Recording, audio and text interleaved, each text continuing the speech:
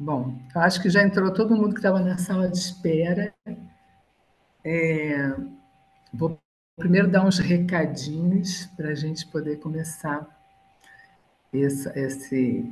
essa conversa.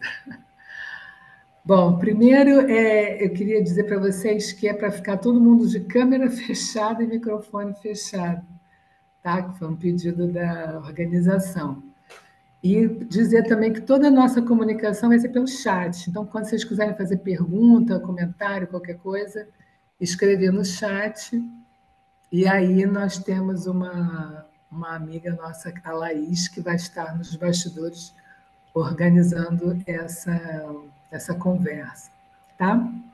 Queria também pedir um pouquinho de desculpas, porque eu estou saindo de uma gripe horrorosa, ainda estou com um resto de tosse e rouquidão, mas não vai atrapalhar, tá? Vocês estão vendo a minha tela aí? Como é que tá? Dá uma dica aí.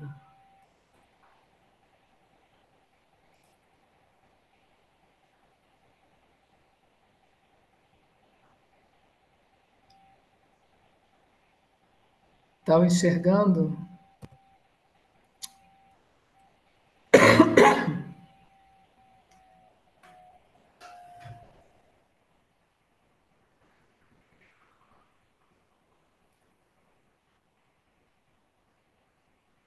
Está sem som? Vocês não estão me ouvindo, não?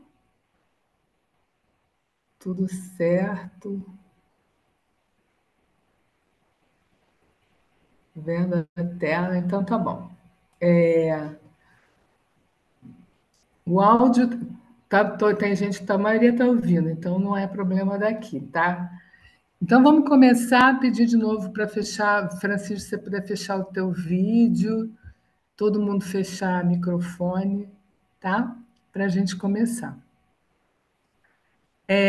Eu vou começar me apresentando. Esse mini curso, que na verdade é um microcurso, né, que é tão pouquinho, vai falar sobre livro-objeto. Eu vou fazer um brevíssimo percurso histórico e me concentrar mais nos livros, para a gente poder depois ter um assunto para conversar, tá bom? Bom, quem que eu sou, né? Sou a Carmen Pimentel, eu sou professora da UFRJ, né, a Rural do Rio de Janeiro. Eu dou aula lá no Instituto Multidisciplinar, que fica em Nova Iguaçu. E o meu percurso, né, de formação, ele é um pouco estranho para muita gente, né? Porque eu comecei fazendo graduação em letras na UERJ, fiz português e inglês. E assim que eu me formei, eu fui fazer curso normal, porque o que eu queria mesmo era trabalhar com criança, né? E na universidade a gente sai apto a trabalhar com adolescentes e, né, com o segmento mais velho. Então eu fiz curso normal depois de estar formada. E sempre assim, quando eu entrei em sala de aula, meu trabalho sempre foi voltado para a leitura e para a escrita, para o texto, né? Quando eu estava já trabalhando, né, nas escolas, eu comecei a trabalhar em escola particular primeiro e durante muito tempo, praticamente toda a minha carreira acadêmica é de escolas e universidades privadas. Eu fiz uma especialização em informática aplicada à educação pela FAUP, que era a Faculdade de Humanidades do Pedro II, e porque foi naquela época que os computadores entraram nas escolas, né? Lá no final dos anos 90, as escolas começaram a montar seus laboratórios de informática e isso me atraiu muito e eu comecei eu me ofereci para trabalhar no laboratório de informática e comecei a buscar uma especialização, fazer vários cursos, né, para entender como é que era essa história do computador na sala de aula. Então, fiz essa especialização em informática aplicada à educação. E comecei a trabalhar no laboratório com os meus alunos, sempre voltado para a questão do texto, da criação de textos. Naquela época era dureza, porque não tinha essa facilidade toda que a gente tem hoje, né, de aplicativos, e o Windows era tudo muito manual e muito precário. Mas eu acho que a gente fez um trabalho muito bacana nessa época, e até que eu fui convidada por um professor da UFRJ para fazer um mestrado, estava começando um mestrado em informática lá na UFRJ, e era um mestrado multidisciplinar, e uma das pernas era na educação. Então, eu fiz meu mestrado, o diploma é em informática, mas voltado para a educação e também para o texto. E 10 anos depois é que eu fui fazer o doutorado, voltei para a UERJ, né, que era a minha casa de formação inicial, fazendo o doutorado em língua portuguesa com o foco nos textos de blogs.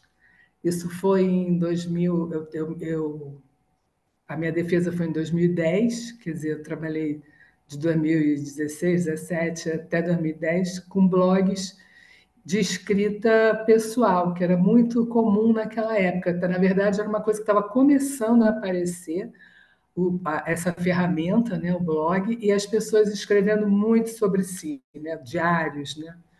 E aí a minha tese de doutorado foi em cima do diário na internet. Então, eu fiz um percurso de diário de papel, passando pelas agendas dos anos 80, 90, até chegar aos blogs de escrita pessoal, de escrita íntima, né, que a gente chama.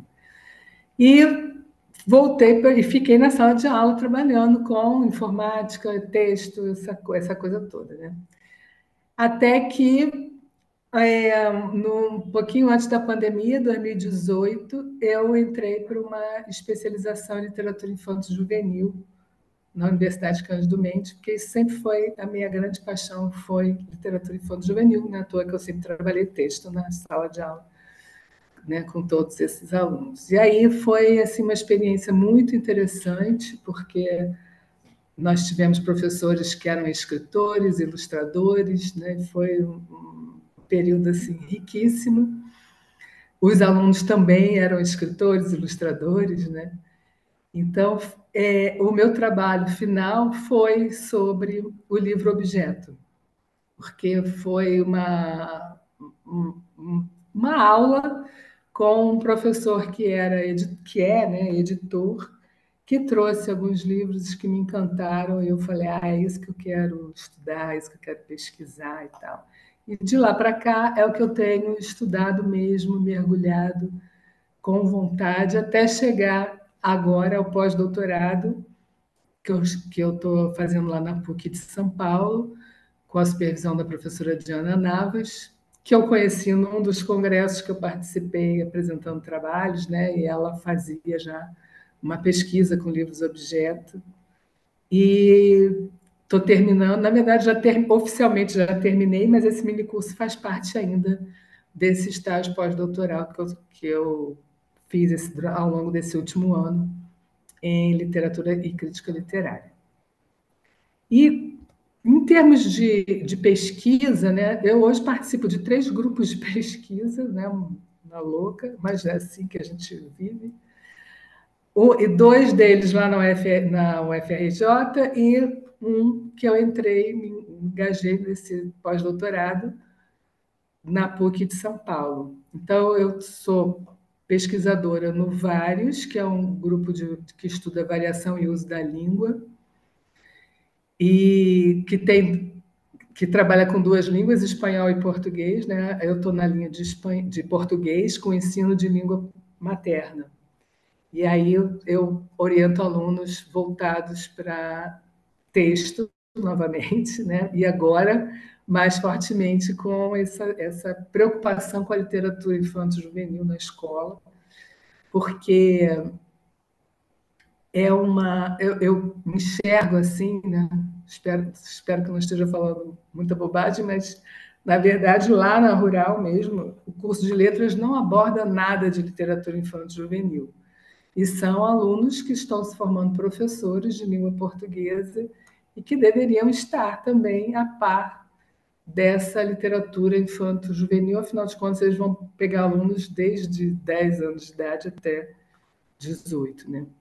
Então, o que eu procuro fazer lá é trabalhar com cursos de extensão voltados para a literatura infanto-juvenil, e foi assim que surgiu o grupo de pesquisa LELEC, que é Leitura Literária e Escrita Criativa.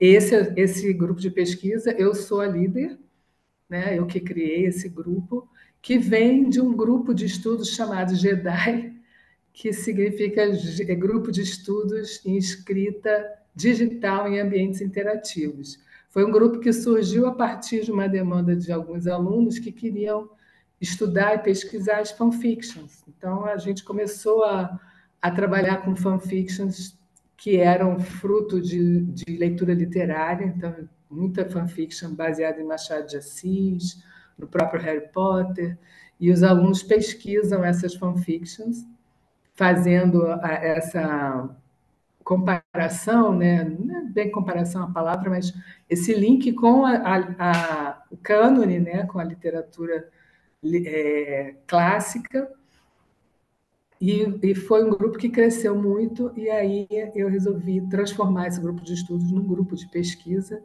que hoje tem duas linhas, uma de leitura literária e uma de escrita digital, né? De textos digitais. E agora estou como pesquisadora lá no grupo de pesquisa Literatura Juvenil, Questões Teóricas e Práticas de Leitura, da PUC de São Paulo, cuja líder é a minha supervisora do pós-doutorado, a professora Diana Navas. Bom, então, dito isso, né, para vocês perceberem, né, quer dizer, eu não larguei a parte toda da internet, pelo contrário, né, foi incorporada porque a gente sabe que na internet tem muita escrita, muita coisa boa, né, a ser pesquisada, e eu geralmente caio na fanfiction porque os meus alunos querem estudar fanfictions, mas é um grupo aberto a qualquer tipo de escrita. Tem alguns que pesquisam as escritas de Wattpad, outros que pesquisam os textos que são publicados no ex-Twitter, né? Agora é o X. Enfim, tem de tudo um pouco, né? Voltado sempre com esse cuidado de estar ligado a um texto literário. Bom, planejamento das nossas aulas. Essa primeira aula de hoje, né, a gente vai ver as primeiras aparições de livros-objeto, fazer um brevíssimo percurso histórico, bem brevíssimo mesmo, vocês vão ver que é bem pouco, porque não tem muita literatura a respeito disso, né? Não se parou ainda para estudar como que esse livro-objeto, né, percorreu todos esses anos aí que a gente vai ver. Alguns conceitos sobre livro-objeto, ou seja, o que as pessoas dizem a respeito desse objeto livro, que se chama livro-objeto. O livro-objeto para a infância no Brasil, a leitura informativa e a leitura literária, a gente vai falar um pouquinho sobre isso, né? Que livro-objeto chegou aqui e como que está hoje, né? A leitura multissemiótica, o leitor contemplativo. Então, eu vou falar bem rapidamente também sobre esse tipo de leitor, que a Santaella chama de leitor contemplativo, que é um leitor multissemiótico. Vamos ver algumas obras e depois a gente vai abrir no final para uma roda de conversa, né, baseada no chat, tá? Sempre vai ser, vocês vão escrevendo lá as perguntas e eu vou respondendo e a gente vai dando esse jeitinho assim.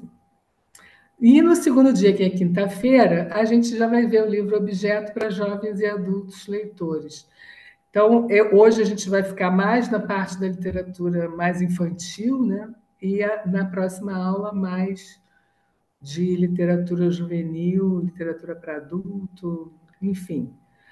Que também a gente pode questionar, né, quais são os limites da literatura nessa história. Mas a gente vai ver livros que são bem focados na criança, né? E outros que não têm idade. Né?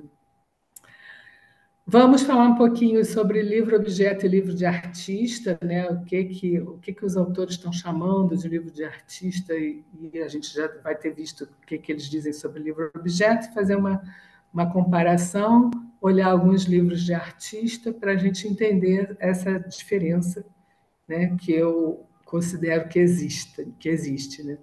E novamente vamos ver algumas obras e abrir para a roda de conversa. Então, Vamos esse é o lá. panorama do nosso curso. Alguém falou alguma coisa? Gente, eu não vejo nada, tá? Eu só vejo minha tela, Não precisa. tá? Bom, o livro objeto, ele, assim, que a gente tem mais notícia antiga, é no final da Idade Média. Então,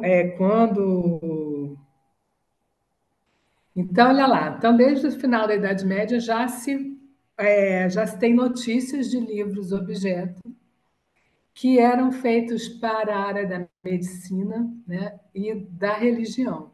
Então, eles representavam fenômenos naturais e religiosos. Daqui a pouquinho eu vou mostrar uma foto. Eles eram livros com movimento.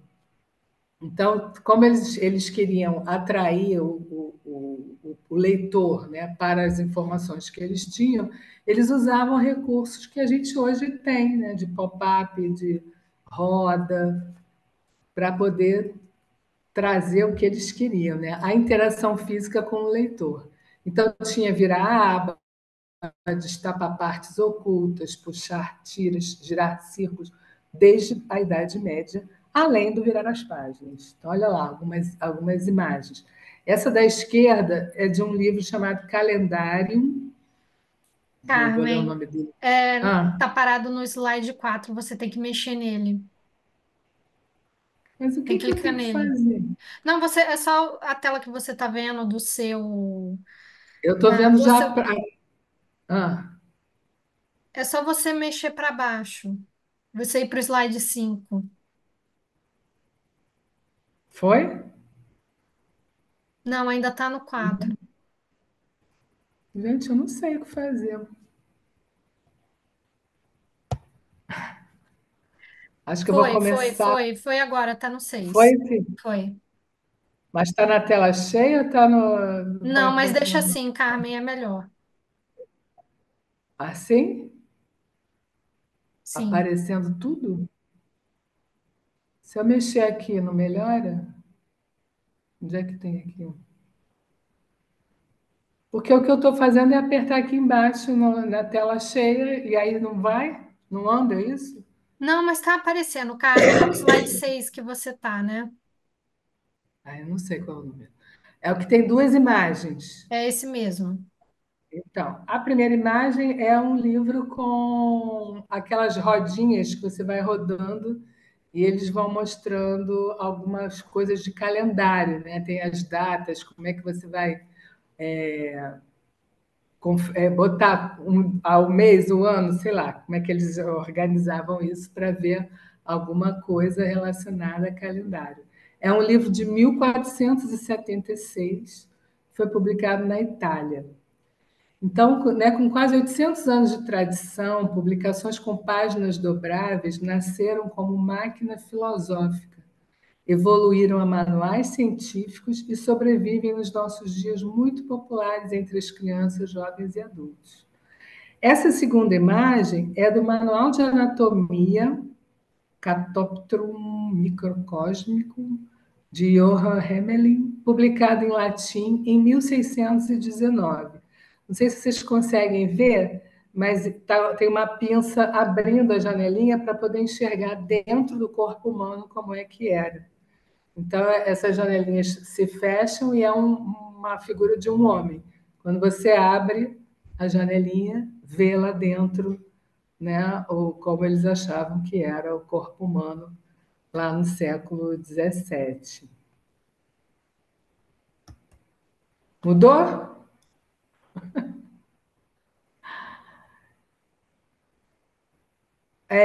Essa próxima imagem é um livro que foi feito já pensando na criança, né? A Little Pretty Pocket Book, publicado por John Newbery, editor inglês, em 1744. É um livro de fábulas para crianças. Carmen, não E é mudou. um livro de. Ai, Carmen, será você que tá está como tela lento para mim? cheia. Não, você tá usando como tela cheia para você? Tô. Tira do É tela isso que você cheia, não porque quer. pra gente não tá aparecendo. Pronto, agora foi. É melhor assim, tá? Ah, Porque tá assim, bom. quando você mexe no slide, a gente consegue ver.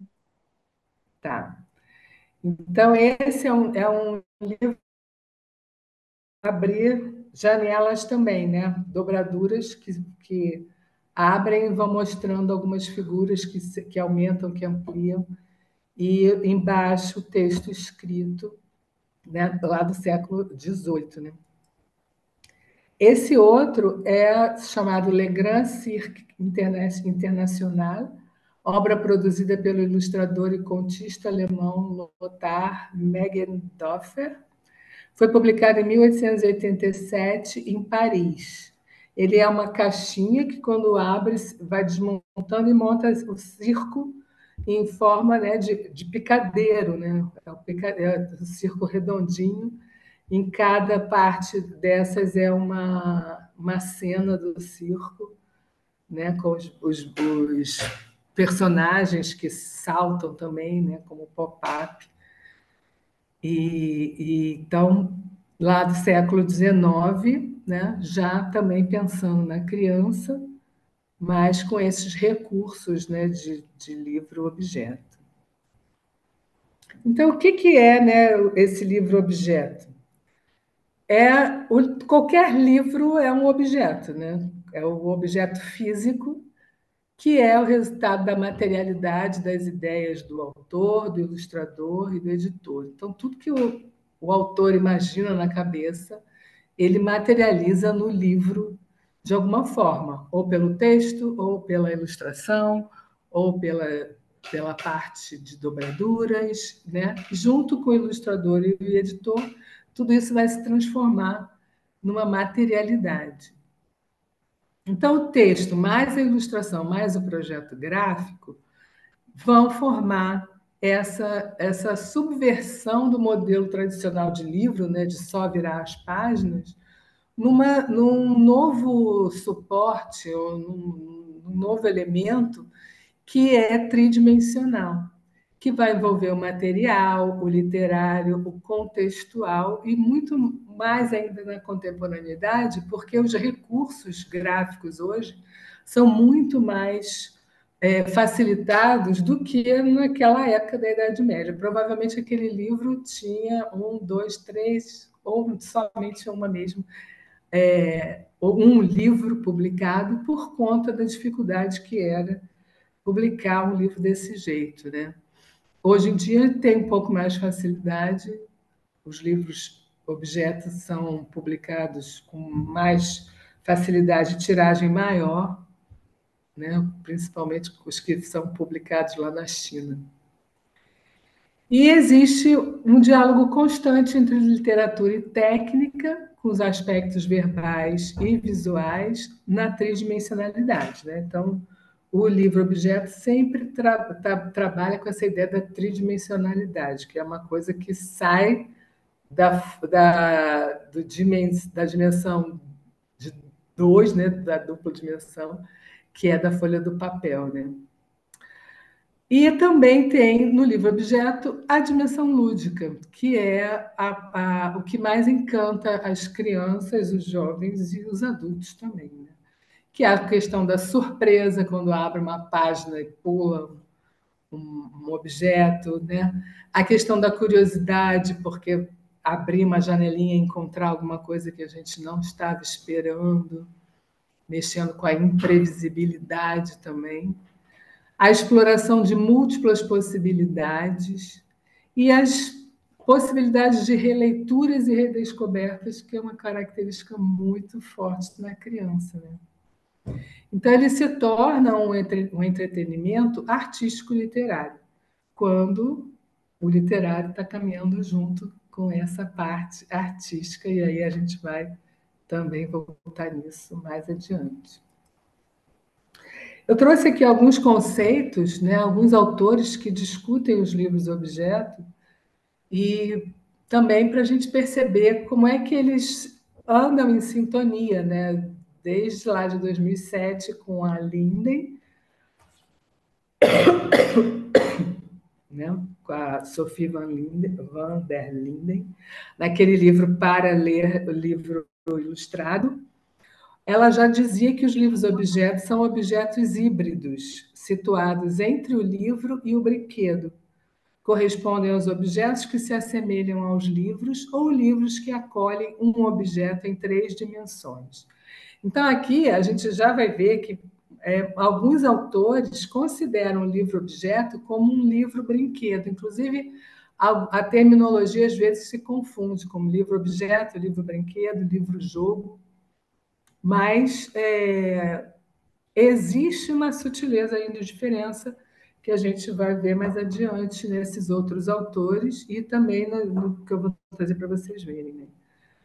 O Gregorin Filho, ele diz que hoje há uma produção literária artística para as crianças que não nasce apenas da necessidade de se transformar em mero recurso pedagógico, porque até então, né, a literatura sempre serviu muito para fins pedagógicos, a gente levava textos literários para a sala de aula para o aprendizado da língua portuguesa, né?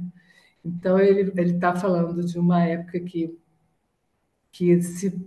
não se foca tanto, né, nessa coisa da pedagogia, mas sim na questão do lúdico, né? Nas funções principais são o lúdico, o catártico e o libertador, né? Que vai compactuar com aquela ideia da surpresa, né?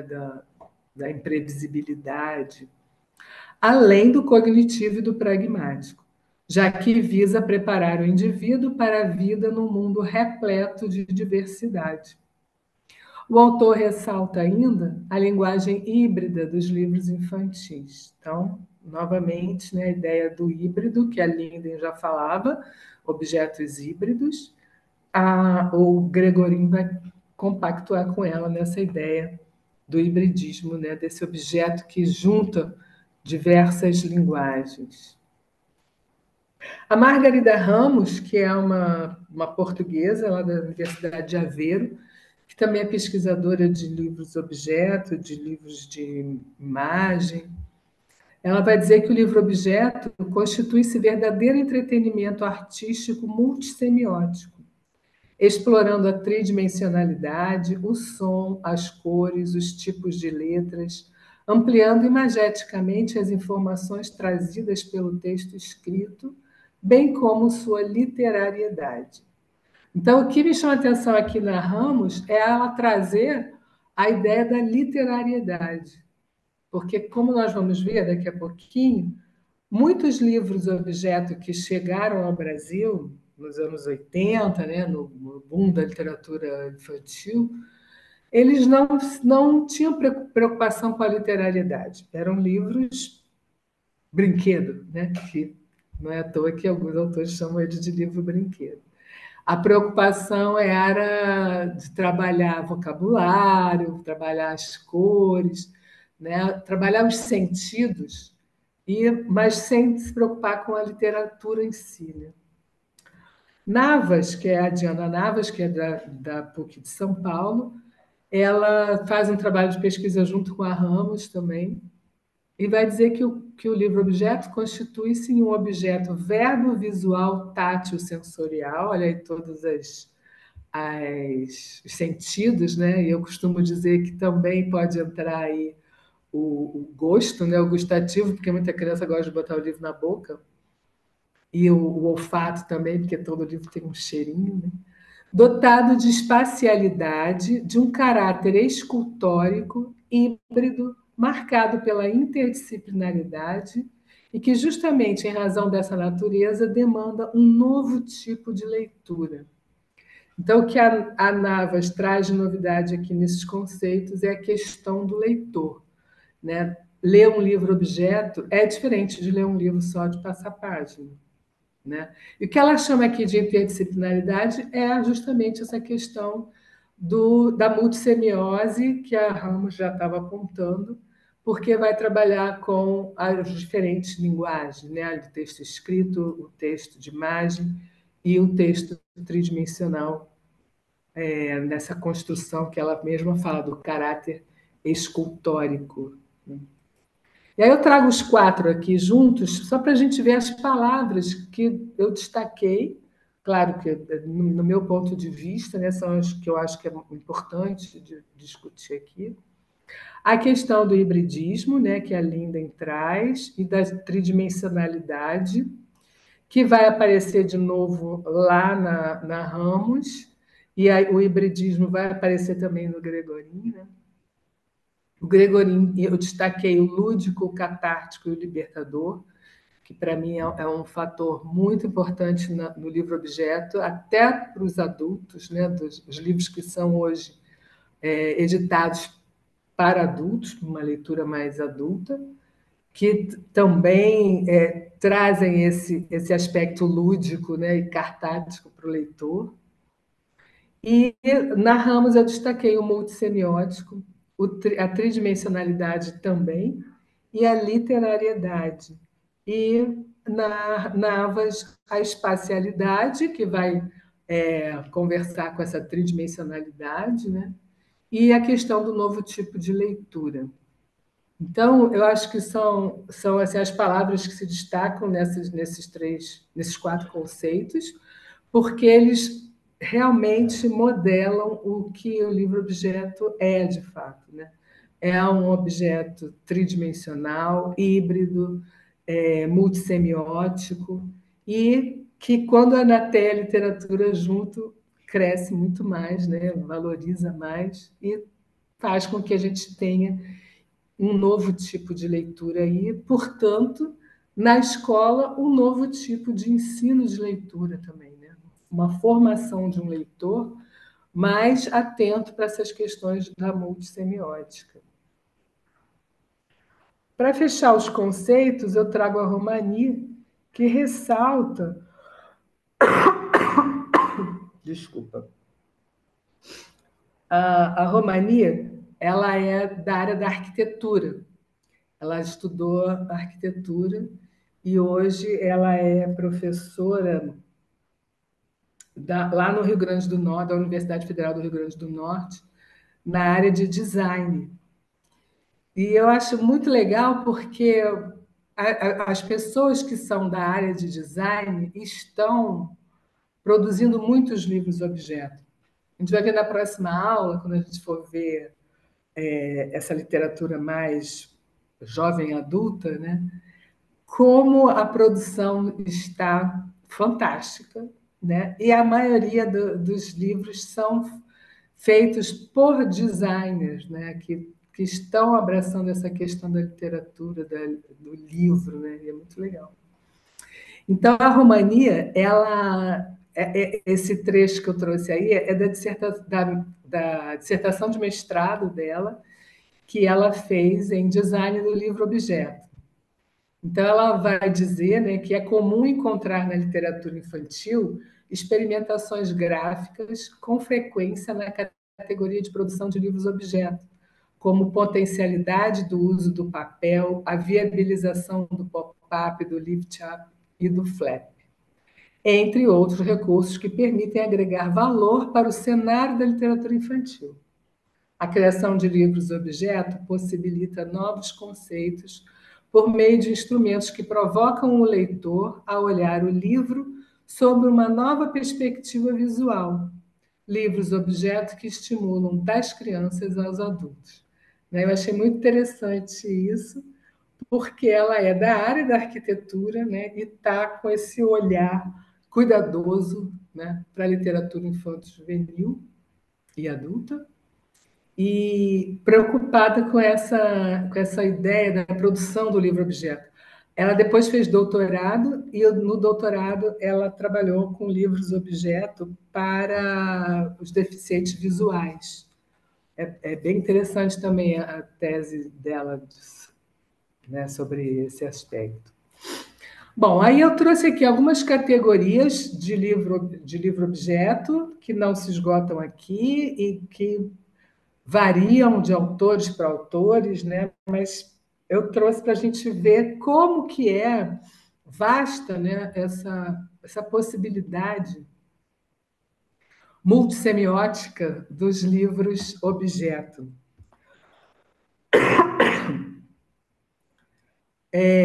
Os livros perfurados ou com recortes, que também são chamados de cut-out books. Vou trazer só assim, umas amostrinhas rápidas, depois a gente aprofunda mais. Por exemplo, isso aqui que é o livro perfurado, né? Esse livro é um livro em inglês, chama Picaroo. É uma brincadeira que a gente faz aqui no Brasil, a gente faz achou, né? Eles chamam de Picaboo. Então, cada parte perfurada dessa revela só uma parte do próximo, da próxima figura a ser descoberta. Então, pica, aí quando a gente vira, aparece a vaca, então é pica a mu. Aí forma do lado de cá a frase completa, né? Pica mu. E por aí vai. Pica, aí virou bu, aqui é o fantasma. Então, os livros perfurados, eles fazem essa brincadeira, né, com a página seguinte. Livros e escultura. Livros e escultura é uma coisa muito louca também, que vai. Eu não acho que. Eu tenho aqui, mas eu não chamo de livro de escultura, eu chamo de outra coisa. De livro. Tem o livro Carrossel, acho que vai falar aqui mais adiante, o livro Carrossel. Enfim, tem mais fotos, vão aparecer. O livro Carrossel é o seguinte, né? Livro Carrossel. Dentro do livro Carrossel tem um que chama livro Mobile. Ele é um carrossel, mas ele vem com uma cordinha para você pendurar depois em algum lugar. Livros acordeão, ou sanfonados, ou concertina, né? Por exemplo, assim. Esse daqui chama Inveja, da Renata Farhat Borges, editora Petrópolis. Ela vai falando sobre a inveja e é um livro sanfonado. Carmen, o pessoal no chat está pedindo para você levantar. Isso, obrigado, um pouquinho. Estava Obrigada. caindo. Então, ele é assim, né? Faz uma sanfona. Esse livro aqui a gente pode ler de um lado e do outro, pode ler como se fosse um livro comum, ou pode abrir e fazer uma leitura, né, armada no chão, com a cobra, que ela é uma cobra essa ilustração, né? Dá para ver? A cobra começa de um lado e termina do outro. Esse livro é muito bonito. A ilustração é da Sylvia Amstalden. Tem vários outros livros sanfonados que eu vou mostrar já já. Livro fantoche, eu não tenho nenhum aqui para mostrar, porque eu tenho 3 netos, sabe? Cada vez que um vem aqui, carrega uma coisa embora. Os mais velhos agora estão devolvendo as coisas, porque não querem mais, mas a menorzinha está carregando tudo.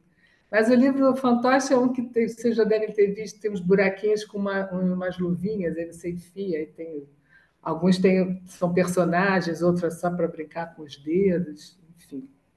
Livros desdobráveis, que vão se desdobrando, eu vou mostrar depois especificamente esse. Livros com abas, que é o tal do flapbook, que são esses que abrem as janelinhas, né?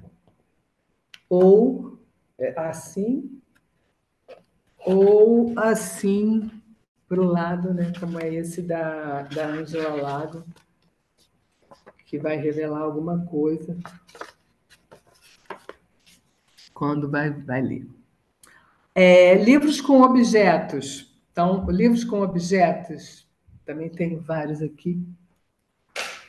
Eles vêm com alguma coisa dentro. Esse daqui, por exemplo, é o Diário da Pequena Vampira.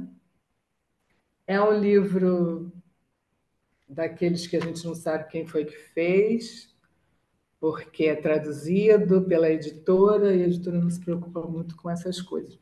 Mas aí ele vem com alguns objetos que vão ajudar a leitura em algumas coisas, né? Por exemplo, isso aqui é uma máscara com aquele plástico vermelho que vai revelar alguns segredos que estão no diário da Pequena Vampira.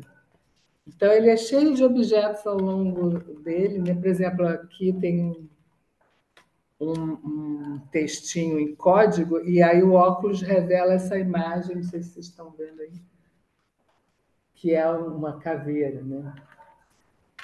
E aí tem, olha, um band-aid com uma peninha. Tem aqui um marcador do livro do gato, que é um peixe. Enfim, objetos. Tem um que é maravilhoso, que muita gente deve conhecer, que é o gentil carteiro. Não sei como é que é em português, mas esse aqui é em francês, Le Gentil Facteur, que também vem com as cartinhas dentro, então também é um livro-objeto. Dentro das páginas, as páginas são envelopes que vêm com as cartinhas que os personagens estão recebendo, né? No caso da bruxa, é um folheto de propaganda de objetos que ela pode aproveitar. Então, essa história é muito bonitinha. Quem não conhece, vale a pena. O carteiro vai na casa de cada personagem levar a carta, né? E os personagens são personagens que a gente conhece. Tem o gigante do João e Pé de Feijão, tem o lobo, que ele vai dizer. Essa ilustração é linda. O lobo vestido de vovó, que ele vai levar uma carta, que na verdade é uma carta de um escritório de advocacia. O lobo está sendo processado pelos três porquinhos e pela Chapeuzinho. Então, ele recebe essas cartinhas. Livros de folhas soltas, que aqui eu também não tenho nenhum. Livro de tapa e destapa, que é para aquele que eu mostrei, é mais esse tipo, né? Livro pop-up, que a gente adora, né? Livro pop-up que é aquela surpresa final sempre. Ah, esse aqui. Esse livro aqui, Grande Inseto.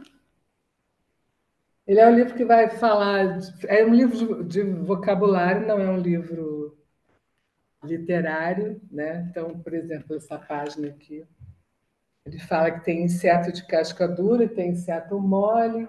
Então, ao longo do livro, ele vai mostrando, né, um inseto, muitos insetos, palavras, né, sob o solo, sobre o solo, mas no final é um pop-up surpreendente, que são todos os insetos pedindo para serem vistos. Então, os livros pop-up, eles têm muito essa característica, né, da surpresa. O que vai pular aí de dentro dessas páginas, né? Livro de tira, que são aqueles cortados que você pode misturar uma parte com outra e formar novos desenhos, né? Livros com dobragens, paper dolls. Paper dolls, quem é das antigas, conhece mais, né? Que são os livros que vinham umas bonequinhas para a gente recortar a roupinha e vestir a boneca. Esse daqui é um livro muito interessante. É um livro americano e ele é um livro de propaganda, advertising é propaganda. Então, cada boneca, deixa eu mostrar aqui um que vem bem. Ó, vem a bonequinha e você recorta a boneca, recorta a roupa e monta a roupa na boneca. Mas atrás da boneca tem uma propaganda. Essa daqui, por exemplo, é de sapato. Uma loja de sapato que vem atrás da boneca. Então, é um livro que serve para fazer a propaganda da loja e para as crianças brincarem também, né? Esse aqui já está até bem usado. Tem um que também é do pão, que é muito legal. Bom, enfim. Paper doll. Eu hoje em dia não vejo mais isso, não. Eu até Vou mostrar depois um para vocês que tem uma parte de paper doll, mas acho que caiu um pouco. Isso era bem da minha infância, assim.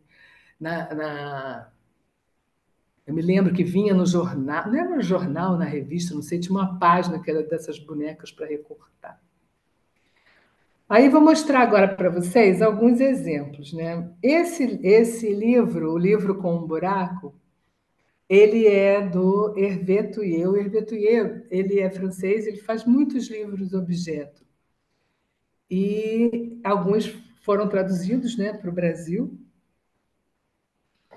E esse livro, ele é super interativo, né, porque ele tem um buraco já assim na capa, né?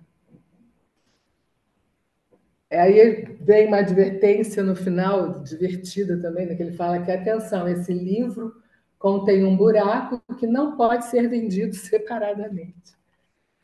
E aí cada página tem uma ilustração e você pode fazer o que você quiser com esse buraco. Pode botar a cara, pode botar uma comida, nesse caso, né? Pode a criança inventar coisas para preencher, né? Faça uma bolinha de papel amassado e jogue basquete, né? Nessa página. Essa daqui, o que tem aqui dentro é uma lata de lixo. Então, também ele vai provocando a criança a pensar em coisas que podem preencher o buraco, né? O que ele está segurando? Então, esse é um exemplo de livro perfurado, mas não é só assim que o livro perfurado vem. Botando para cá para não misturar. Já mostrei aquele para vocês do Picaboo, que também é perfurado. Tem esse tipo, né, que todas as páginas são furadas, mas os olhos do monstrinho estão lá na última página, colados, né? E todas as páginas são perfuradas para completar a história. Também é um livro desse grupo que a gente vai falar já já sobre isso, que não tem autoria, né? Tem esse livro aqui também, muito bonito, Nádia Fabris, Chapeuzinho Vermelho, é uma versão do Chapeuzinho Vermelho, que também é perfurado. E ele vai trazer páginas que vão escondendo as cenas através dos seus recortes.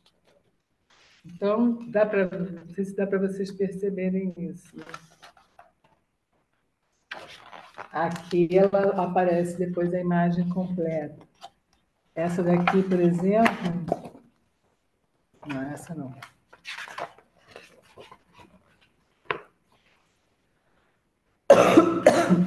Ai, deixa eu mostrar uma mais visível. Essa daqui, que já é na casa da vovó, a página perfurada é imitando uma renda, né? Como se fosse uma toalha de mesa. E atrás da renda, que é a renda, está lá o lobo esperando a Chapeuzinho, né? Bom, vamos adiantar. O livro sanfonado. O livro sanfonado, eu mostrei aquele para vocês, né? Que é o da inveja. Esse daí é o livro do Tino Freitas, que é um autor que foi o que me chamou muita atenção para o livro Objeto, que ele tem um livro maravilhoso que eu vou depois, no final, contar para vocês. E ele fez algumas experiências, né? Ele estuda muito o Hervé, aquele francês que eu falei para vocês do livro do buraco. O Tino Freitas estuda muito ele também. Então, esses dois livros aqui, por exemplo, esse é do Hervé. É um livro... Esse livro a gente chama de livro brinquedo, porque ele não tem nenhum desses recursos, mas é um livro que a criança precisa interagir para brincar com ele, né? Ele se chama Aperte Aqui, não sei se vocês já ouviram falar, né? E aí ele vai falando, legal, passe o dedo de leve na bola amarela da esquerda, e a criança vai passar o dedo, e aí vai virar, vai mudar de cor a bola. Aí mais 5 vezes na azul, ele vai cada hora dando uma instrução e as coisas vão acontecendo a partir daquelas instruções que foi dada, né? E o Tino Freitas fez um que se chama Livro das Bolhas de Sabão, que tem a mesma proposta, assim. Ele pede para a criança soprar. Olá, tem um bastão, água e sabão, vamos brincar? Aí ele pede para soprar, soprar 2 vezes, aí as bolinhas vão aparecendo conforme a criança vai soprando, né? Toque de leve na bola maior, aí a bola vai estourar, vai sumir. Toque. Então, é um livro que está naquela categoria do livro brinquedo. Por isso que eu acho que o livro brinquedo ele pode ser considerado uma das categorias de livro, em vez de ser um sinônimo de livro-objeto. Esse livro da Tromba, eu gosto muito porque ele traz a questão da literariedade, né? Porque é um texto todo rimado, ele é um livro sanfonado, e ele é feito para brincar também. Como chama a tromba? Ele fala que você pode botar aqui, né, e fazer a sua tromba, né, brincar com a tromba. Aí ele conta a história com o livro pendurado na orelha, né, faz um monte de farra com esse laço. E é um livro todo rimado, a historinha bem interessante, né, que vai contando a história do tio Zé. Livro sanfonado. Aí, aqui, eu trouxe uns exemplos de livros que estão nessa categoria de livros traduzidos, né? Foram os livros que chegaram com esse intuito de ampliar vocabulário, trabalhar com o sensorial da criança, mas sem uma proposta literária em si, né? Então, são livros de puxar tira, que cada página vai acontecer alguma coisa, né? Vai aparecer uma resposta, vai aparecer uma outra palavra. Enfim, isso aqui tinha muito na casa das pessoas numa época, né? Que eram os livros diferentes que a gente podia comprar para as crianças, né? Esse livro de tiras para embaralhar é do Javier Sáez Castan e Miguel Murugarren. Ele é de 2004. E ele é um livro de inventar animais, né? O Fabuloso Almanaque da Fauna Mundial, Animalário Universal do professor Revilloide. Então, quando você vai misturando as tiras, vai criando novos animais. Então, tem aí a foto do Tifantu, que é o tigre com o elefante e o tatu. Então, conforme você muda as tiras, formam novos animais. Novamente, é um livro que não tem o texto literário em si, mas tem essa parte criativa, né? Que é também trabalhando a questão estética, né? A surpresa do livro-objeto. Olha os paper doll. Eu trouxe essas imagens aqui, que são uns paper doll que foram feitos na época do Trump e da Hillary Clinton. Ai. E aí eles eram os bonecos, né? E as roupinhas para você completar esses dois personagens, né? Deve ter sido muito engraçado isso, que na época das eleições. Esse daqui é um livro da Hilda Miloche, esse de baixo, da Golden Magazine, de 1964, All Set for April Shower. Então, é um livrinho também de paper doll, que vem com essas roupinhas e vai vestindo a menina para sair na chuva, né? Tem um aqui embaixo de princesa, enfim. São livros objeto também com essa finalidade. O livro perfurado, né, que a gente já viu alguns, esse é muito famoso, que é o livro da Lagarta Muito Comilona, do Eric Carle, que é o livro.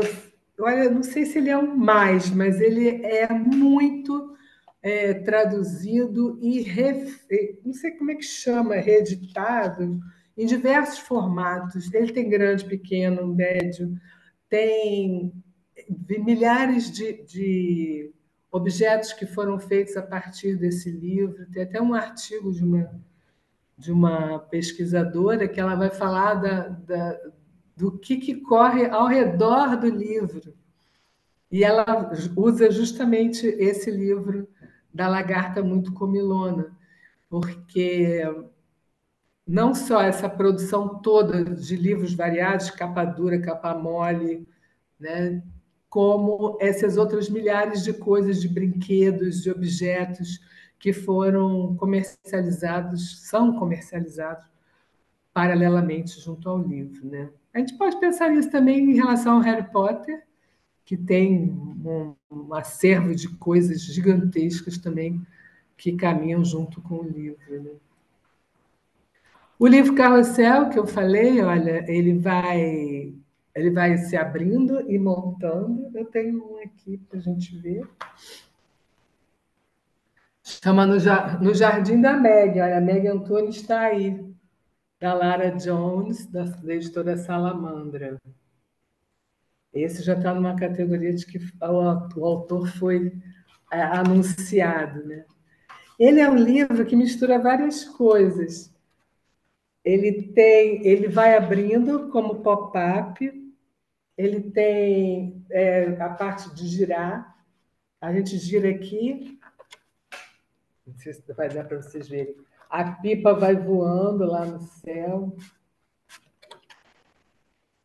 Tem na página seguinte uma janelinha, né? Um flip aqui. Aquela mesma rodinha aqui desse lado vai mudando o estado do céu, né?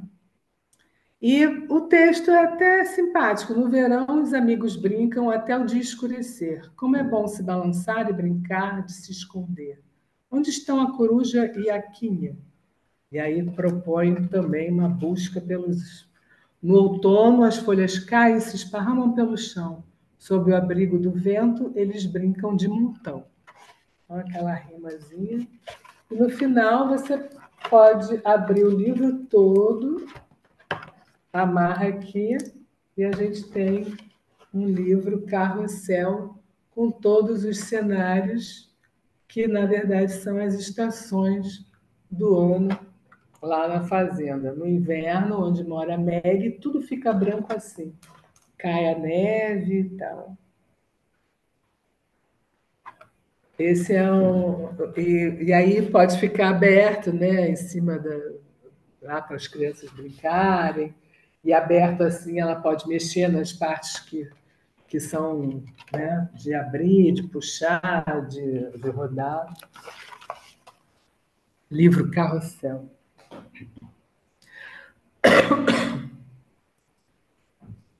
Esse é o chama O Carteiro Chegou, que em francês é o Le Gentil Facteur, em português ficou O Carteiro Chegou, que é o livro com objetos, né? Mostrei esse para vocês, mostrei o Diário da Pequena Vampira, e esse das cartinhas eu sou apaixonada. Depois lançaram o Natal do Carteiro. É a mesma proposta, ele vai levar os cartões de Natal, os presentes, né? Esse daqui, por exemplo, ganhou um brinquedo, um quebra-cabeça, olha, que vem dentro do envelope destinado a esse personagem aqui, que é o Sr. Dumpty.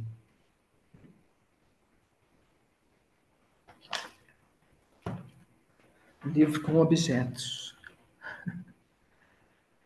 Tem um outro livro com objeto que eu queria mostrar para vocês também, que lançou há pouquíssimo tempo, também do Tino Freitas, com ilustração da Mariana Massarani, que é Se os Monstros Falassem Português. Então, ele vem com um objeto que eles denominaram de trombolho, que é esse daqui, olha, uma lupa com esse plástico vermelho, que quando a gente coloca em cima do grito, né, do monstro, a gente consegue. Olha lá, o monstro está gritando aqui. Se a gente coloca isso em cima, a gente consegue ler em português o que, que ele está falando. Né? Vai dar para vocês verem aí. Mas um banheiro, até que enfim, achei um banheiro. Então ele está lá gritando, na verdade ele estava querendo era ir ao banheiro. Então o livro todo é assim, com esse recurso de encontrar as palavras usando esse objeto. Tem outros desse tipo, tem esse aqui, que é americano, Hide and Seek Book, que vem com uma proposta de lanterna. Né? Ele é assim, com essas páginas meio escuras, e quando a gente coloca dentro assim a lanterna, a gente consegue ver os personagens, os desenhos com mais clareza, né? Como se fosse mesmo uma lanterna.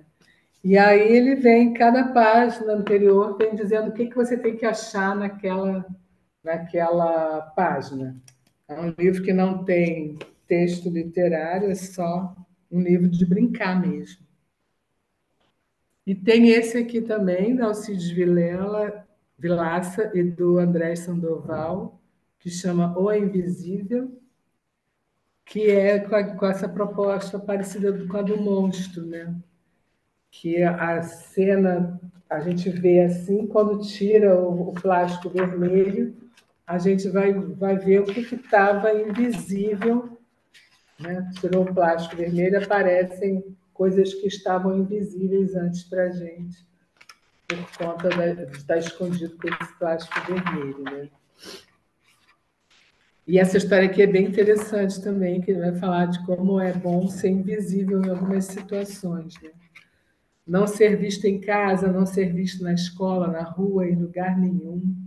Ouvir conversa invisível, espiar um banho invisível, lamber o sorvete da tia, fazer dançar a vassoura, deixar cair a bacia. Esse daqui é divertido, essa ilustração, que quando está com vermelho, a gente vê um quadro aqui de um casal, né, tipo aqueles quadros antigos, eles estão sem roupa. Mas quando a gente tira essa parte, eles já estão vestidos. E aqui no meio da dança da vassoura aparece a menina varrendo a casa.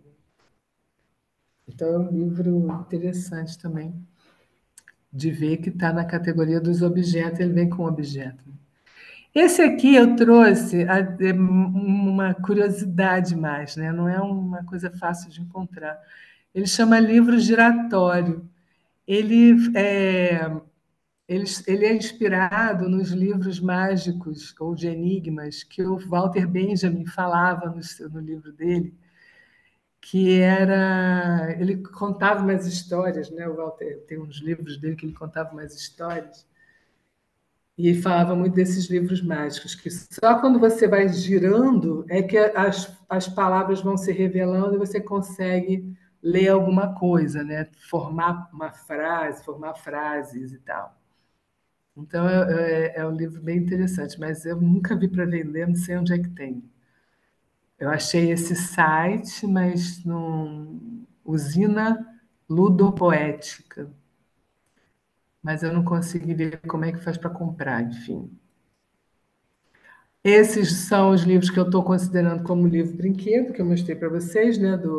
Tanto do Hervé como do Tino Freitas, que são livros que você tem que manipular para fazer o que o livro está pedindo, né?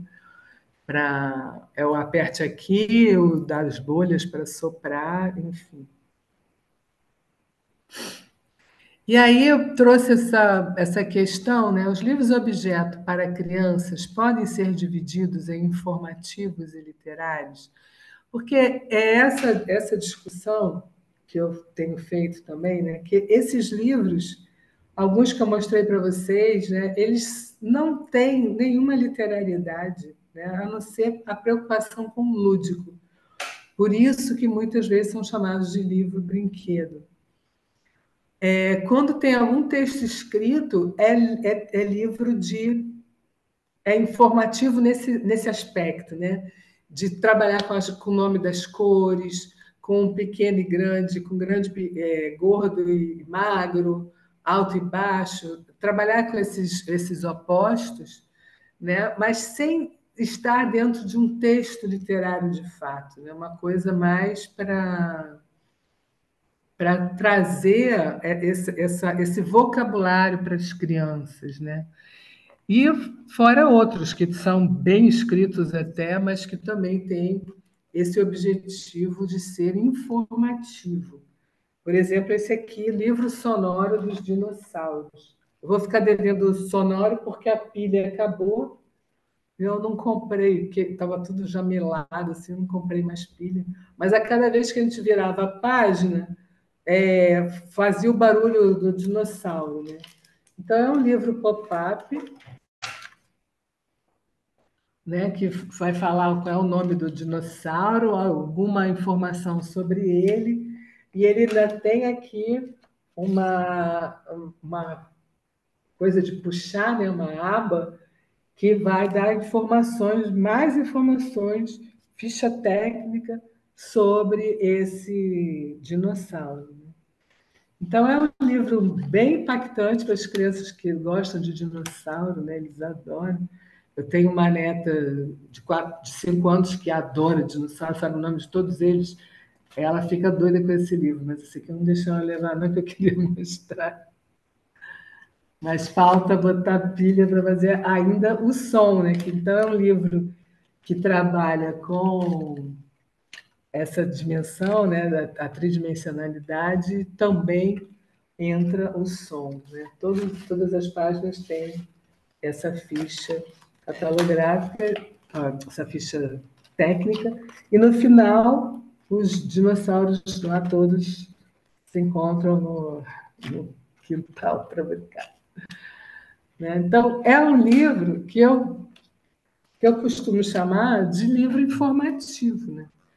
Ele estaria dentro desse grupo de livros que vão trabalhar com as características do livro objeto, né, como a tridimensionalidade, a questão dos sentidos, né, de aguçar os sentidos, mas não alcança a literariedade ainda, como a Ramos definiu, né? Enquanto que há outros, sim, que têm a preocupação. Vou te mostrar outro aqui para vocês que trabalha com som, que é bem bonito esse livro, Descobrindo a Música, a Orquestra. Também é informativo, né? Então, cada página vai falar de um grupo de instrumentos da orquestra, e aí tem um botãozinho para você apertar e escutar o som daqueles instrumentos, mas também está sem o pilha velha, né? Ainda tem aqui uma interação por QR Code, que é para você ouvir a orquestra tocando inteira, né? Então, livro-objeto informativo.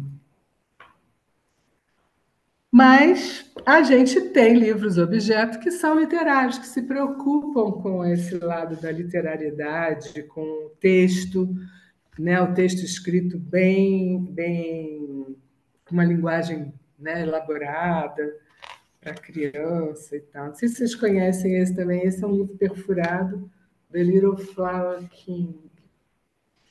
Eu não tenho ele em português, só tenho ele em inglês, mas é um livro muito bonitinho também. Tem um texto literário, o texto dele é literário, é bonito, trabalha com jogo de palavras, né, com metáforas. E tem a questão do furinho, né? Do recorte, livro com recorte. Deixa eu mostrar mais um aqui para vocês. Esse daqui também é inglês. Chama Again, de novo. Esse livro também é uma história bem legal da Emily Gravett, que ganhou o prêmio Kate Greenaway medalha, né? É a história de um dragão que está pedindo para a mãe contar uma história para ele. Então ele se prepara todo para dormir, né? Não sei se vocês estão vendo aí. Antes, né, de começar o livro já é a preparação. E aí olha lá ele com a pose dele pedindo para a mãe ler a história. E aí ela vai contar a história para ele. E aí aparece a página do livro, ela vai lendo e tal. E até que chega na hora que ela fala que acabou. E aí ele pede de novo. Igualzinho criança faz, né? Pede várias vezes. Aí ela lê tudo de novo. E aí ele, de novo, again. E o again vai aumentando de tamanho. E again. Até que a mãe dorme, né? Essa ilustração também é muito legal, que ela começa a ler e as letras vão caindo e virando Z de sono, até os personagens do livro já estão dormindo, e o dragão começa a se enfurecer, o dragãozinho, né? Ele vai ficando com tanta raiva,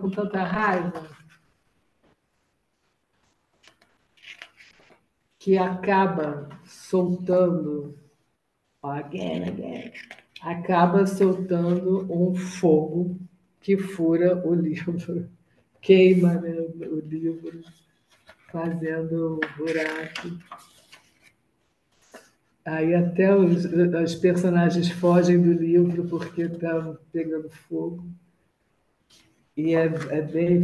A capa, tudo vai ficando com esse buraquinho queimado. Né? Então, esse eu acho que, em contrapartida com aqueles que não são literários, né, eu diria que é um livro objeto literário, né, porque ele trabalha com o texto, ele trabalha o texto, ele trabalha as ilustrações e traz o detalhe do livro-objeto, né, que é o livro com perfuração, com mais cuidado, né, vamos dizer assim. Então, eu acho que essa primeira divisão que a gente pode fazer, né, é desses livros. Então, esses que são mais informativos são os primeiros livros que chegam ao Brasil traduzidos, né, vindos de fora e traduzidos com o objetivo único de fazer a criança brincar, se aproximar do livro, né? Tem o seu valor, claro, mas eu acho que a partir disso é que ganhou essa nomenclatura de livro-objeto, né? De livro-brinquedo, desculpa, de livro-brinquedo, porque são livros para brincar mesmo, né? E o que o leitor infantil como é que ele é, né? Ele é a criança, ela ainda é muito concreta. Então, essa materialidade dos livros-objeto, elas atraem muito o leitor infantil. Por isso também que, mesmo esses livros que não são considerados literários, né, eles têm esse valor de trabalhar com a materialidade para dar conta dessa concretude ainda da infância, né, da criança. A exploração dos sentidos, né, porque eles são livros que esse daqui, por exemplo. Esse livro aqui, qualquer livraria tem 300 livros desse tipo, né? São livros que vão contando lá a história do ursinho Pooh, mas que também é uma história sem nada, e aí você aperta e toca uma musiquinha, né? Tem aqui um videozinho, ele vai pulando, né, e tal. Enfim, ainda demora para acabar. Então, e esses livros todos, eles provocam novas possibilidades de leitura, né? Porque cada vez que a criança vai pegar esse livro de novo, ela vai ver mais um detalhe, ela vai ver mais uma coisa, vai ouvir de novo, que como o dragãozinho, né? A criança é muito assim da repetição, né? Ela gosta de ouvir várias vezes a mesma história. E isso tudo vai contribuindo para a formação do imaginário, da fantasia e da possibilidade de interação pela brincadeira, né? De brincar mesmo com o livro para ajudar nessa formação da leitura. Né? E não deixa de ser uma experiência estética sempre. Eu trouxe aqui mais essa aqui é a minha neta que participa das minhas experiências. É um outro livro daqueles de cenário, só que é o tal do livro móvel. Ele mesmo se intitula Na Fazenda Livro Móvel. Cada duas páginas é uma cena da fazenda com um bicho que fica dentro de uma cerquinha ou da casinha e você tira, ele depois fica tudo penduradinho e pode pendurar. Ó, aí em cima forma um telhadinho, né? Pode pendurar como se fosse um mobile, né? E ela se encantou com esse livro. Também é uma história bem simplesinha, né? Falando do que tem na fazenda, o que cada bicho faz, né? Mas esse efeito que o livro traz, né? Que é o encantador, né, para a criança. E essa leitura semiótica, qual é esse leitor, né? A Santaella, a Lúcia Santaella, ela categorizou os seus leitores, né, de acordo com as demandas, né, que a gente tem vivido. Né? Então, o primeiro leitor é o leitor contemplativo, que é o leitor que é concentrado, que é ele com o livro, né, leitura silenciosa, que vai observar em cada página, em cada construção daquele livro, as pinturas, os desenhos, os mapas, ou seja, ele se preocupa com os signos, né? Como os livros são objetos imóveis, é o leitor que os procura, escolhe-os e delibera sobre o tempo que deve dispensar a eles.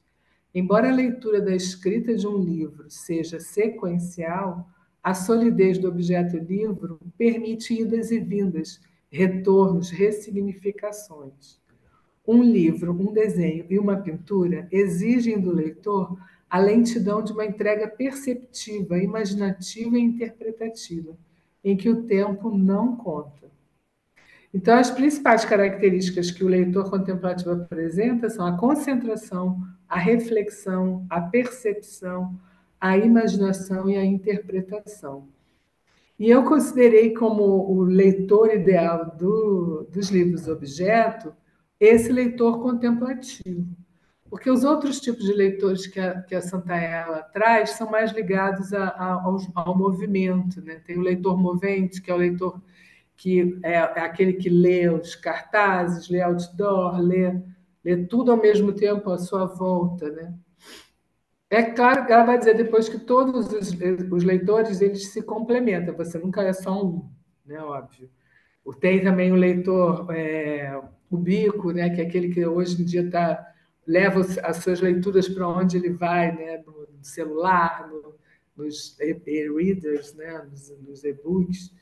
E além disso tudo, né? De estar sempre lendo tudo que está à sua volta. Mas eu gosto muito desse leitor contemplativo, porque o livro-objeto ele requer uma parada, né, para olhar e ver os detalhes com mais cuidado. Né? Fala, Laís. Alguém falou? Não, desistiu.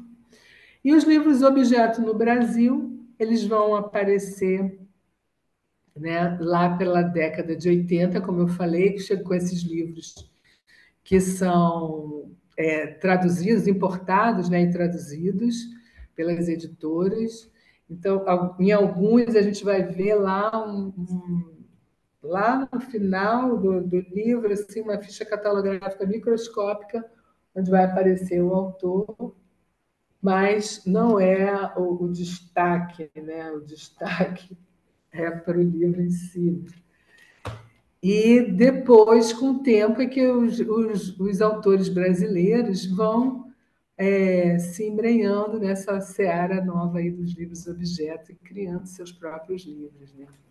Mas o objetivo principal é ampliar o vocabulário, estimular os sentidos, principalmente o visual, o tátil e o auditivo. Então, são livros com listas de palavras, pequenas frases, imagens ilustrativas, botões que a gente aperta e sai o som, ou ainda de partes feitas com material variado para que a criança perceba a textura do desenho. Ah, esse eu também não tenho mais.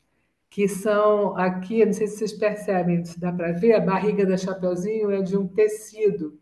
Então, esses livros que são mais voltados para o tátil, né? Cada página tem um material que simula o pneu do trator, a roupa de alguém, né? O pelo de algum animal. E esse outro Fazenda Barulhenta, cada página vai falar de um animal e você vai apertando o botão relativo ao animal para ouvir o barulho que aquele animal faz.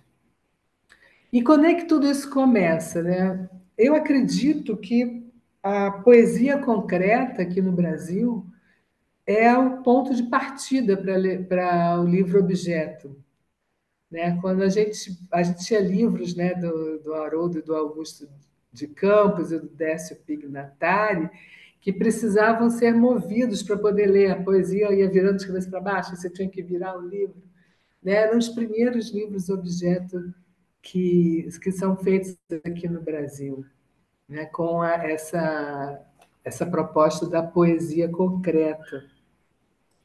E, paralelamente, a Lígia Clark, né, que era uma artista plástica, ela faz um livro que ela chama livro-obra, que é um livro-objeto, que vai contando a história dela, né? A gente vai se deter um pouquinho mais nesse livro na próxima aula, como livro de artista, né? Porque é um livro, ela fez um livro mostrando várias obras dela, porque as obras dela eram obras que eram feitas para mexer, ela dizia que a obra tinha que ser interativa, participacionista, e, e aí ela criou um livro, como se fosse um catálogo das obras dela. Então, no livro, você também mexia, né? Aqui nessa página aí, dá para ver que está uma aba levantada, a gente vê a cor amarela por trás, e esse texto nada mais é do que uma descrição daquela obra. Então, ela faz um livro-objeto também, né? Lá nos anos, se eu não me engano, 64, né? Ela começou a fazer o livro em 1964, mas só foi publicado em 1983, com 24 exemplares somente, né? Isso que eu estava falando antes da dificuldade, né, de produzir um livro desses. Então, os livros objeto de autores brasileiros, no campo da literatura infantil, a gente vai pensar na Eva Furnari como sendo uma das ou talvez a precursora, né? Com essa coleção, a coleção Ping Pong, né? Que ela vai fazer, são 3 livrinhos, Quem espia se arrepia, Quem cochicha o rabo espicha e Quem embaralha se atrapalha. E é uma proposta de livro de tiras, né? Você vai misturar, as cenas vão se embaralhando e se transformando. Se a gente virar aqui, já muda, já é outra cena, né? Então, você pode formar várias cenas misturando, só virando algumas tiras para lá e para cá. Não necessariamente a figura original, né? Vamos chamar assim. Então, eu acho que a partir dessa proposta da Eva Fornari é que os livros vão aparecendo na nossa literatura, né? Coleção Ping Pong, que foi editada em 1986 pela FTD. Está aí a coleção Ping Pong. Depois vem a Ângela Lago, né, com A Sua Alteza Adivinha, que é um livro que conta um conto folclórico, né? E que tem partes. Eu não tenho Alteza Adivinha, sumiu esse meu livro, mas eu achei um outro livro dela, que é da Adivinhas Picantes, que tem uma proposta parecida com a Alteza Adivinha, que vai abrindo uma aba para revelar a resposta, né? Meu amor, meu vagalume, qual a cor que tem perfume? Aí aqui no cantinho tem um inseto falando, esta é picante. E quando abre, é uma rosa, aí o bichinho lá fala rosa, e o outro fala, é picante, ele está mexendo no espinho, né, da rosa. E por aí vai, né? Então são as adivinhas, né? E que as respostas só se revelam quando a gente vira a aba. Então a Ângela Lago faz esse livro, Sua Alteza a Adivinha, que é um livro de abas que vão escondendo as adivinhas feitas pela princesa a seus pretendentes. Cada pretendente que chegava tinha que responder a uma adivinha, e aí vai envolvendo o leitor nessa ideia participacionista que Eco já apontava, né? E a partir daí, diversos autores brasileiros se debruçam na produção de livros-objetos. Bartolomeu Campos Queiroz tem alguns, Tino Freitas, Ivan Zig, o Fábio Maciel e o Márcio Snu, Tati Rivoar, João Carrasco, Ronaldo Fraga, Ricardo Rodrigues, por aí vai. Cada um trazendo suas propostas. E aí, eu termino essa aula de hoje falando desse livro que eu sou apaixonada, que é o Quem Quer Brincar Comigo, do Tino Freitas, que é um livro desdobrável, né? Que conforme a gente vai lendo, as páginas vão se desdobrando, e que tem um texto muito divertido, brincando com as palavras, fazendo rimas, brincando com as onomatopeias. Acho que dá tempo de eu ler para vocês rapidinho, assim, é a última coisa do Didi hoje. Quem quer brincar comigo? A capa já é interessante, que ele botou vários, o Ivan Zig, na ilustração, ele botou vários brinquedinhos de antigamente. Isso está dando para vocês verem. Então, ele começa assim: a pequena casa da menina toda tarde se agiganta, e ninguém mais se espanta com tanta visita esquisita.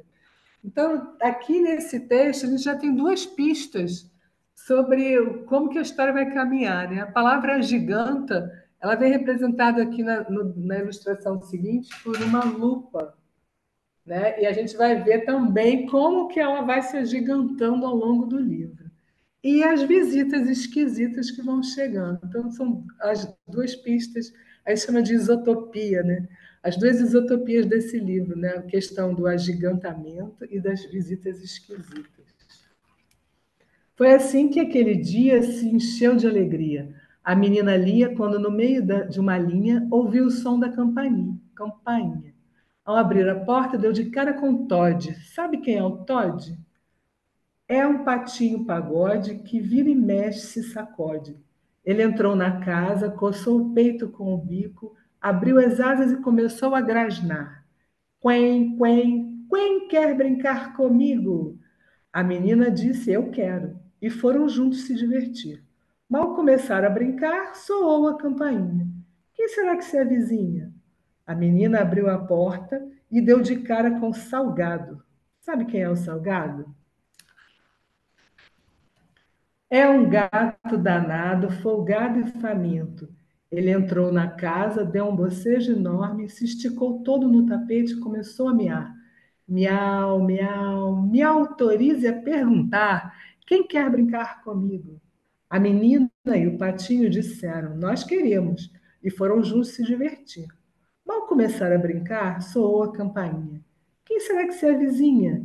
A menina abriu a porta e deu de cara com o Rosado. Sabem quem é o Rosado? Ó, o livro se agiganta. É um porquinho roliço, educado e muito, muito animado. Ele pediu licença, entrou na casa, enroscou o rabo, cheirou o chão e de supetão começou a roncar. Ronque, ronque, ronque. Rondei, rondei, rondei até achar esse lugar. Quem quer brincar comigo? A menina, o patinho e o gato disseram: Nós queremos, e foram juntos se divertir. Mal começaram a brincar, soou a campainha. Quem será que se avizinha? A menina abriu a porta e deu de cara com o furacão. Sabem quem é o furacão? É um lobo grandão, brincalhão, bem bobão. Ele entrou na casa, deu uma lambida comprida na pata, olhou para o teto e começou a uivar. Aú, aú, aú, há uma hora que procura esse lugar. Quem quer brincar comigo? A menina, o patinho, o gato e o porquinho disseram: Nós queremos, e foram juntos se divertir. Mal começaram a brincar, soou a campainha. Quem será que se avizinha? A menina abriu a porta e deu de cara com a pintada. Sabe quem é a pintada?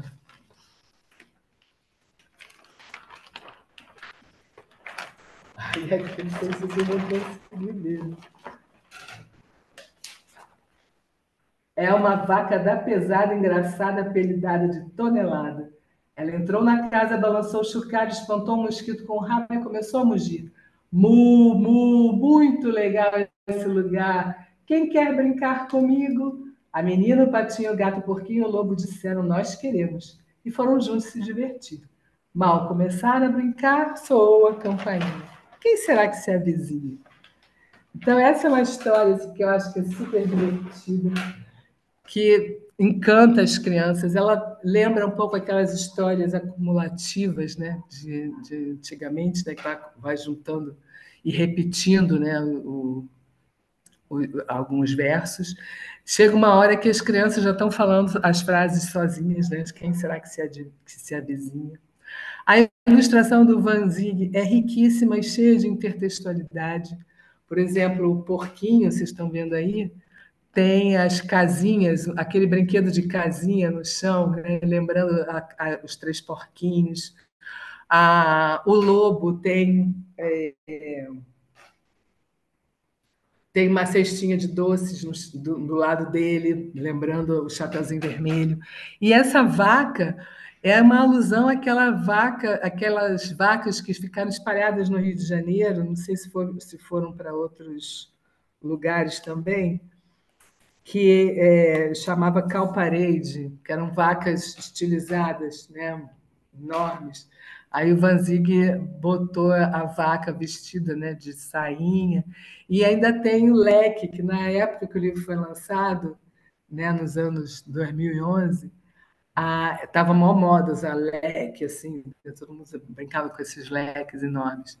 Então é um livro que riquíssimo, né? Tanto na ilustração como no texto, que faz com essa brincadeira com as onomatopeias, né? A repetição, e a ideia do livro se desdobrando, se transformando numa imagem gigante, né? Já que o mote é aquela lupa que aumenta tudo. Então é isso que eu queria trazer hoje para vocês. Eu botei aqui uma sugestão de leituras que se alguém tiver interesse, eu acho que está lá no nosso material do curso, mas se vocês quiserem, eu posso copiar aqui e colar no chat para quem quiser ver já. São 3 textos, né? A capacidade de leitura de textos multimodais, design do livro objeto infantil, que é aquele da Romani, que eu falei, e um do Rampazzo, Alexandre Rampazzo, que é escritor e ilustrador, a materialidade do livro como elemento da narrativa. Então, são 3 textos bem interessantes, assim, quem tiver interesse, vou botar aqui para botar aqui no chat, ver se dá certo. Bom, é isso por hoje. Voltando aqui, deu certo? Voltei? Ai, gente, eu nunca usei o. É a primeira vez que eu uso o Zoom. Ó, coloquei aí as referências, tá? Para quem quiser colocar. Os slides eu posso até disponibilizar, mas só depois da outra aula, tá? Para ficar completo. Não sei como é que é também. O que vai ficar disponível é o vídeo. Esse vídeo está sendo gravado e, e vai ficar disponibilizado. Ah, Laís, vocês têm alguma pergunta? Escreveram perguntas aí? Querem falar alguma coisa? Estou vendo que tem 129 mensagens. Laís, que ficou controlando isso, tem alguma coisa aí para dizer? Carmen, a gente está com um problema na lista de presença, então eu estou anotando o nome aqui das pessoas que estão presentes, tá bom? É, Ah, então, infelizmente, se vocês quiserem mandar perguntas, pessoal, podem fazer agora, tá? ninguém fez antes. Qual é o nome desse dragão? Qual é o nome desse dragão? Do Again? Esse aqui?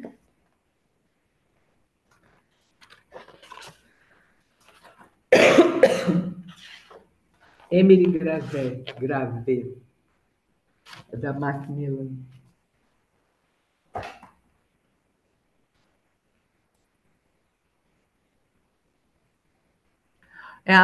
A Laís ia botar a lista de presença aqui, mas não deu certo, né, Laís? Então ela está copiando o nome de vocês para não perder.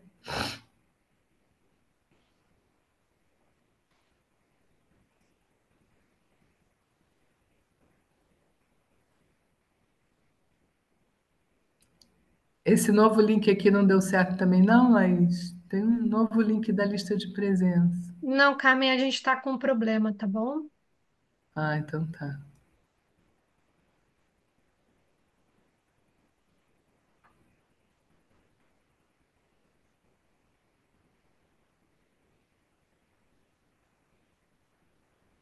Qual o trabalho da Santa Ela em que ela fala dos tipos de leitores? Ah, é um livro. Hum, gente, eu não sei se eu estou aqui com a. É um livro dela de 2004. Eu posso ver depois e trago na aula que vem, tá? Porque não tá. Eu não botei ele aqui nos slides, não. Ah, botei. Semiótica. Não, não, isso é da semiótica, semiótica aplicada. Eu acho que ela fala nesse também, semiótica aplicada, mas é um livro de 2004. Se der para quem está interessado quiser procurar logo. O livro Escultura e o livro Pop-up, eu diria que são bem parecidos, né? Porque, ou é a mesma coisa, ou, porque a escultura, né, é esse trabalho mesmo de montar tudo e fazer abrir, né? Eu tenho um aqui que eu vou mostrar esse aqui eu vou mostrar na próxima aula, não dá para ver agora.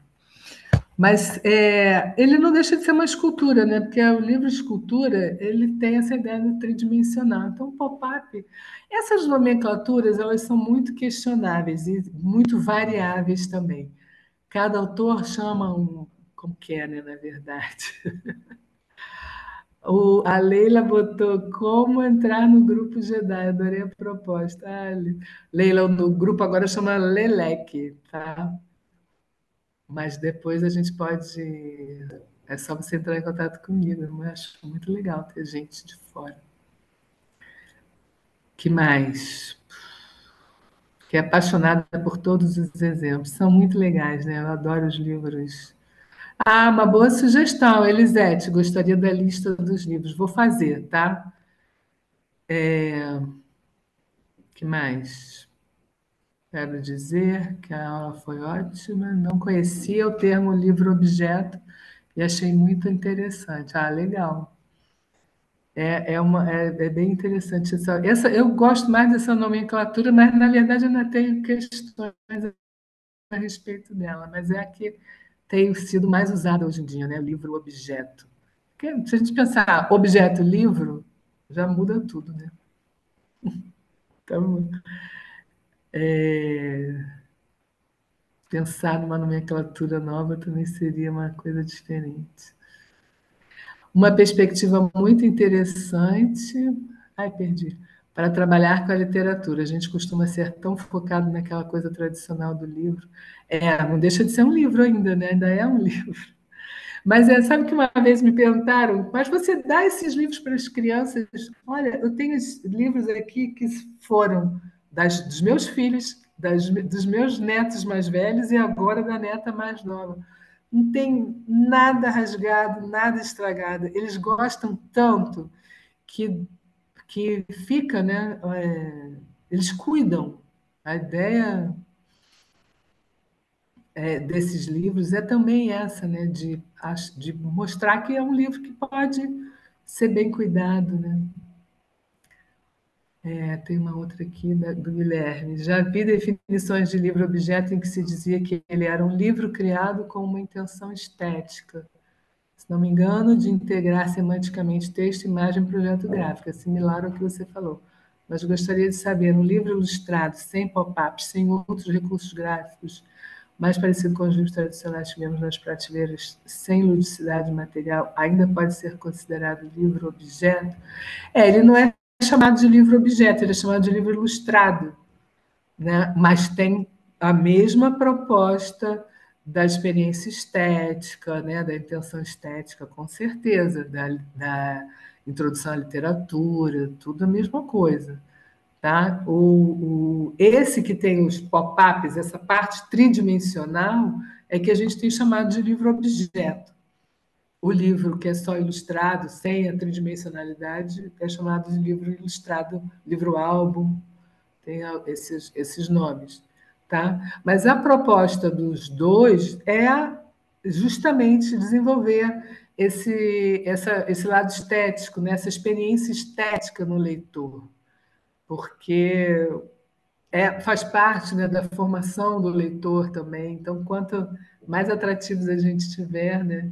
Não é à toa que hoje em dia estão fazendo muitos, pegando os contos de Machado de Assis, de livros, né, autores mais antigos, agora me vem Machado de Assis na cabeça, e ilustrando, né, justamente para atrair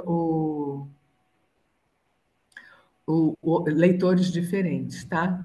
Mas o livro objeto, esse nome fica mais preso nos livros tridimensionais.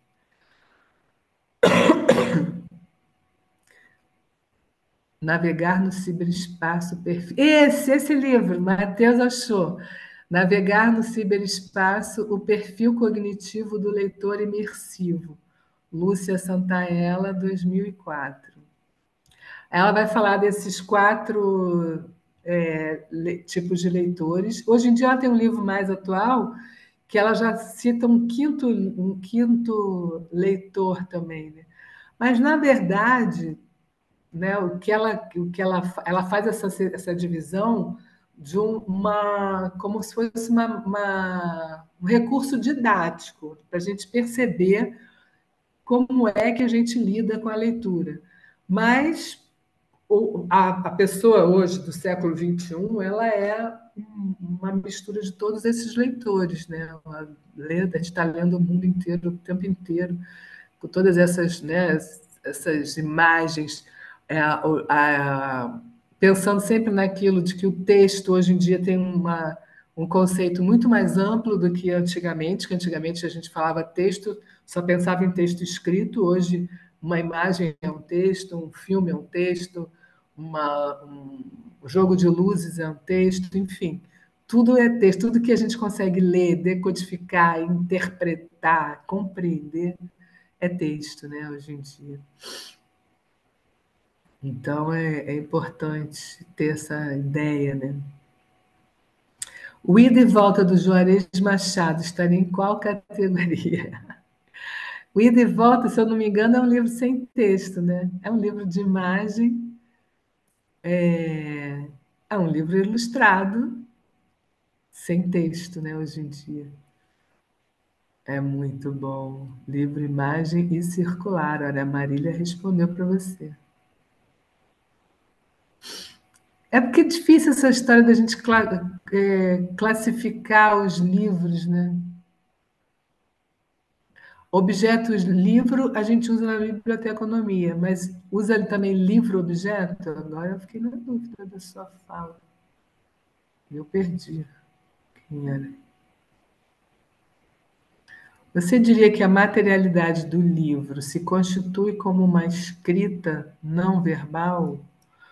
A materialidade do livro, ela é tudo. Tudo que você tem ali no livro constitui a materialidade. O texto escrito, a ilustração, o projeto gráfico.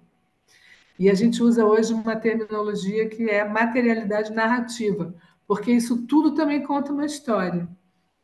Né? O fato da ilustração ser daquele jeito, a mancha do texto estar num lugar, o pop-up aparecer de repente, tudo isso está contando história junto com o texto escrito, junto com a ilustração. Então, tudo é materialidade, né? Tudo que a gente usou para pegar a ideia que está na cabeça, transformar naquele objeto livro, é materialidade. Né? Não sei se eu respondi a sua pergunta. Carmen, posso só passar um recado para as pessoas? Pode, claro, até É, porque a já gente está está. a gente está com problemas técnicos, tá com a lista de presença, a gente teve um problema com o link e não Uhum. conseguimos gerar outro, mas a gente vai tomar as providências certas para a próxima lista não dar problema, tá bom? Então, as pessoas que estão aqui presentes, por favor, eu peço para vocês assinarem aqui no chat, porque aí a gente vai pegar do chat, tá? Já que a gente não tem o link para assinar a lista pelo Google Forms, a gente Escreve o pede nome, por né? ali, escreve o nome por ali, que aí vai contar como presença, tá bom? Mais uma vez, peço desculpas pelos problemas. Marília, depois eu vou querer esses livros todos que você quer indicar. Hein? Alguém falou aqui de um livro do. Ah, esse livro é genial. Os livros de tecido, geralmente para bebês, colocamos numa nova categoria, ou pode entrar. Ai, quando alguém escreve, pulo. Os livros aqueles. Hoje em dia a gente fala muito de livros para bebês, né? Da literatura para bebês. Então, eles estão entrando nessa categoria. Mas não deixam de ser livros objeto também, né? Porque são livros que trabalham com os sentidos, né? Ah, achei, a Adriele, que perguntou sobre o livro A Mandíbula de Caim, né? Vou falar sobre ele na aula que vem. Que ele é mais da literatura jovem adulta, né? Vai ficar na. Tem que vir na aula que vem para ouvir falar sobre esse livro, hein? Os livros de tecido, que mais? Ai, pula.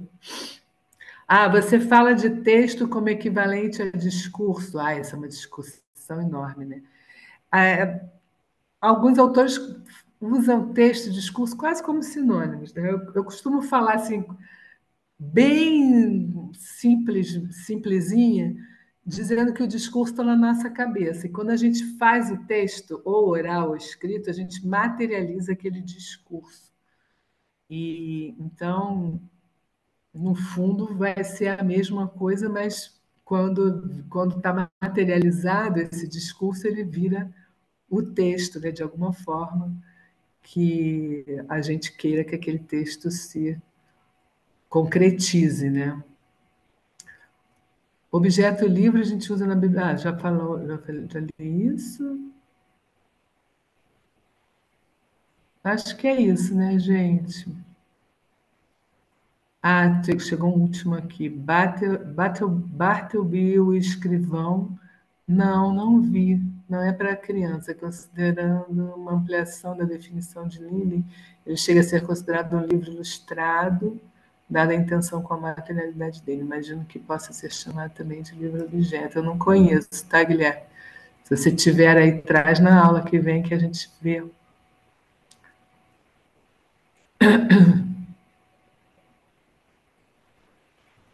Ah, legal, Eduardo Souza. Tá bom. Então, gente, na aula que vem a gente vai ver essa literatura, esses livros-objeto, né, formados para, sendo apresentados hoje em dia para o público mais jovem e adulto, né? E vamos falar um pouquinho também de a diferença entre livro-objeto e livro de artista. Obrigada, gente. Muito obrigada pela participação de vocês. Vou providenciar essa listinha que vocês me pediram. Não sei se vou conseguir, mas eu vou tentar. E é isso. Espero que tenham gostado, tá? Muito obrigada pela participação. Até quinta-feira.